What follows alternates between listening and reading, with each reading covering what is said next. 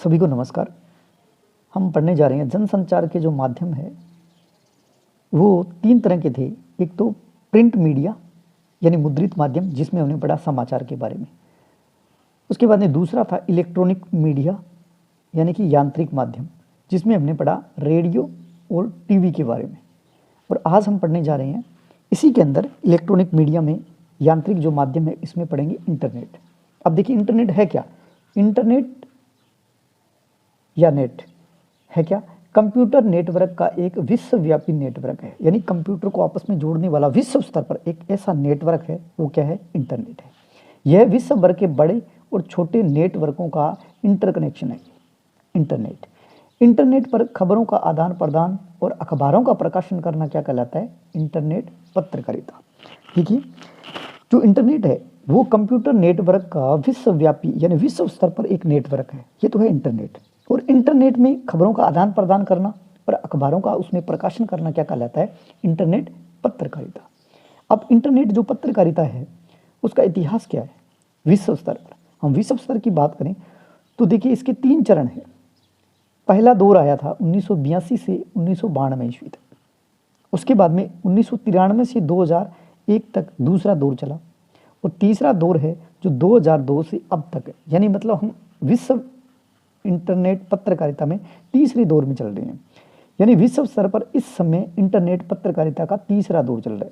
हम बात करें विश्व स्तर पर, जबकि हम भारत की बात करें, भारत में इंटरनेट पत्रकारिता का दूसरा दौर चल रहा है। हमारे भारत के अंदर इंटरनेट पत्रकारिता की शुरुआत हुई थी 1993 से 2002 ईस्वी तक, ये पहला दौर था। उसके बाद दूसरा दौर है 2003 से अब तक, यानी हम विश्व स्तर पर तो इंटरनेट पत्रकारिता में तीसरे दौर में चल रहे हैं और भारत में हम दूसरे दौर में चल रहे हैं। तो ये आप याद रखें। भारत की प्रमुख जो इंटरनेट पत्रकारिता है उसकी साइट है, एक तो है रीडिफ, दूसरी है .com, फिर है इंडिया इन्फोलाइन और फिर है सिफी। इस तरह की हमारी इंटरनेट पत्रकारिता की प्रमुख साइटें।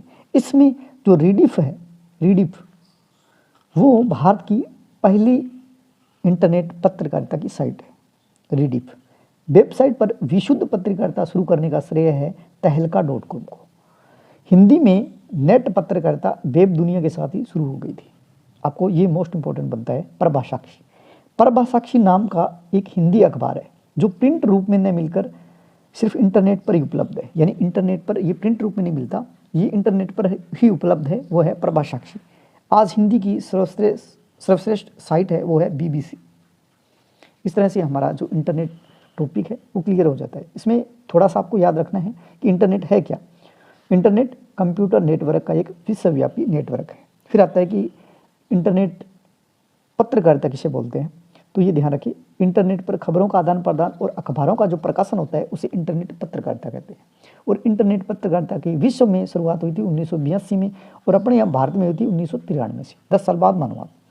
यहाँ तीसरा दौर है विश्व स्तर पर, यहाँ हमारे दूसरा दौर है। यहाँ 2002 से तीसरा दौर चल रहा है और हमारे 2003 से तीसरा दौर है। बस इतना याद रखें। इसके बाद में ये साइट है इंटरनेट पत्रकारिता के रीडिफ.com, इंडिया इन्फोलाइन और सिफी।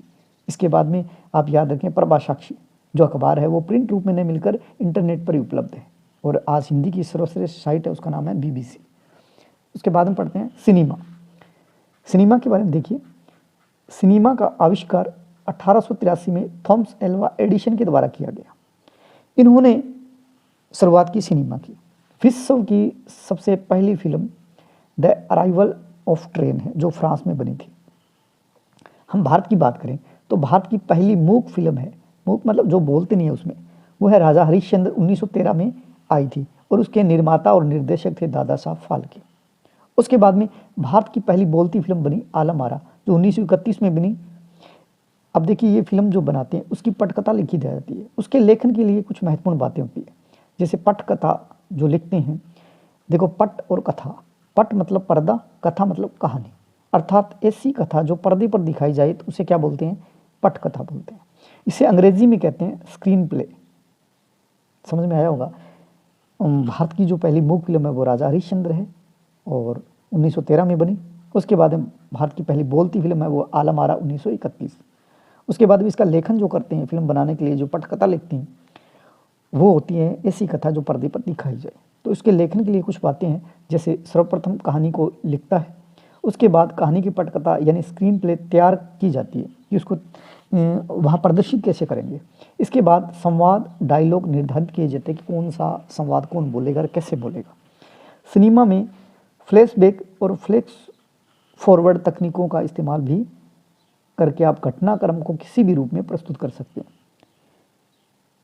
यानी सिनेमा है उसमें हम फ्लैशबैक, देखिए इसमें फ्लैशबैक का मतलब क्या है? फ्लैशबैक है अतीत की घटनाएं, यानी हम वर्तमान में चल रहे हैं, मान लो वर्तमान की कोई अभी पिक्चर दिखा रहे हैं, उसके अंदर हम जो रोल है उसके बचपन का दिखाना चाहें तो भी हम ऐसा कर सकते हैं। यह फ्लैशबैक पद्धति। इसके बाद फ्लैश फॉरवर्ड यानी भविष्य में होने वाली घटना को भी दिखाना। कई बार हम देखते हैं कि वर्तमान में जो टीवी जो फिल्म है ये वो चल रही है और हम आगे सोचें कि आगे भविष्य में क्या होगा, तो इस तरह के उसमें घटनाएं और दृश्य डाल सकते हैं। तो ये दोनों सिनेमा के अंदर फ्लैशबैक पद्धति और फ्लैश फॉरवर्ड पद्धति का भी इस्तेमाल किया जाता है।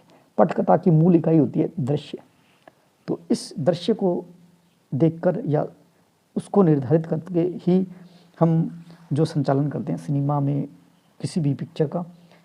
इस तरह से हमारा जो सिनेमा टॉपिक है वो क्लियर हो जाता है।